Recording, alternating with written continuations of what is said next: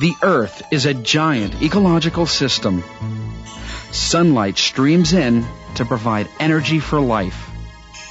Water, oxygen, carbon dioxide, and nitrogen are raw materials that flow in great cycles through the living and non-living world.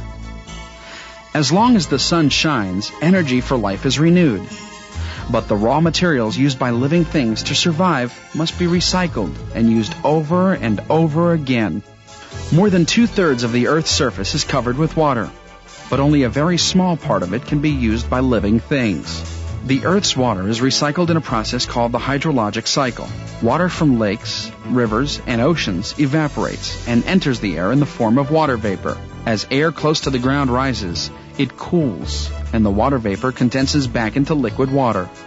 These water droplets form clouds. When clouds collect more water than they can hold, the moisture falls as precipitation.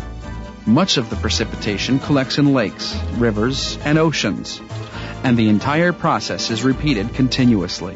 The hydrologic cycle provides water that all organisms need for survival. The Earth's atmosphere contains many of the raw materials needed by plants and animals for survival. Oxygen is necessary for the survival of animals, and carbon dioxide is necessary for the survival of plants. Oxygen and carbon are cycled through producers, consumers, and decomposers in the oxygen and carbon cycles. As green plants use carbon dioxide from the atmosphere to produce food in the process of photosynthesis, they also produce an important byproduct, oxygen. This oxygen is released into the atmosphere and inhaled by air-breathing organisms. They in turn exhale carbon dioxide, which goes back into the atmosphere to be used again by green plants to make food and oxygen. Another substance in the atmosphere that is needed by all living things is nitrogen. Nitrogen is used to build proteins and other chemicals in the body necessary for life. Nitrogen flows through the air, the soil, and living things in the nitrogen cycle. Certain types of bacteria add nitrogen to the soil through a process called nitrogen fixation. Picked up by the root hairs of plants, nitrogen in the soil becomes part of plant proteins. Animals eat plants and obtain the nitrogen that they need.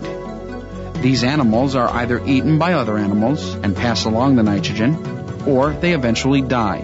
Nitrogen is returned to the soil as decomposers break down the dead organisms. This shuffling of molecules through the water, oxygen, carbon dioxide, and nitrogen cycles is a vitally important ecological process.